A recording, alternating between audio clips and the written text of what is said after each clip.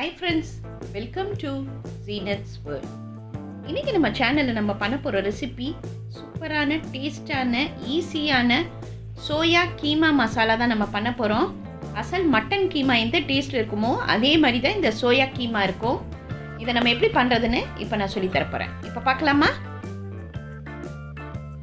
இப்போ நான் இங்க சோயா பாலை சுடுதண்ணியில் ஒரு அரை மணி நேரம் ஊற வச்சிடுறேன். நல்லா ஊறிடுச்சு. இப்போ நான் தண்ணியெல்லாம் எடுத்துட்டுறேன். சோயா பால் நல்லா தண்ணி இல்லாமல் நல்லா பிழிஞ்சிட்டு நம்ம மிக்ஸி ஜாரில் போட்டுக்கலாம். இப்போ இந்த மிக்ஸி ஜாரில் போட்டுட்டு கொரப்பாக அரைச்சி எடுத்துக்கலாம். ரொம்ப நைஸாக அரைச்சிடாதீங்க, கொரப்பாக அரைச்சிக்கோங்க. இப்போ இது ஒரு ஓரமாக இருக்கட்டும். இப்போ நான் இங்கே பேனில் ஒரு 2 ஸ்பூன் எண்ணெய் விட்டுக்கிறேன். எண்ணெய் நல்லா காஞ்சோன்னு சோம்பு ஒரு ஸ்பூன் போட்டுக்கலாம். சோம்பு ஃப்ரை ஆனோன்னு பெரிய வெங்காயம் 2 நல்லா சாப் பண்ணி அதையும் இதில் போட்டுக்கலாம்.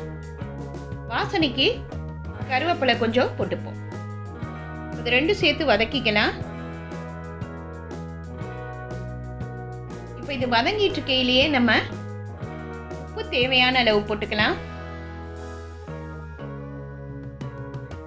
வெங்காயம் நல்லா ப்ரௌன் ஆகிற வரைக்கும் இதை வதக்கிடுவோம்.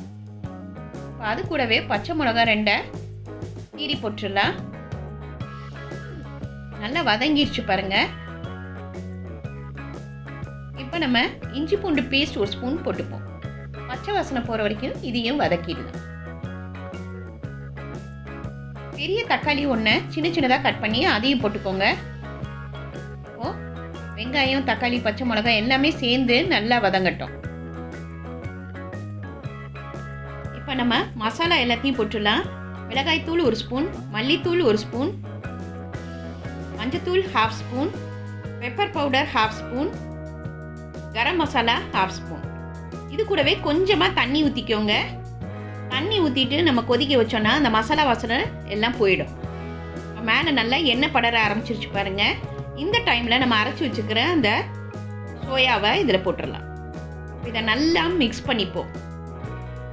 மசாலா எல்லாம் ஒன்று சேர நல்லா மிக்ஸ் பண்ணிக்கோங்க. அடுப்பு சிம்மில் இருக்கட்டும். இப்போ கொஞ்சமாக ஒரு அரை கிளாஸ் தண்ணி ஊற்றி இதை நம்ம வேக விட போகிறோம்.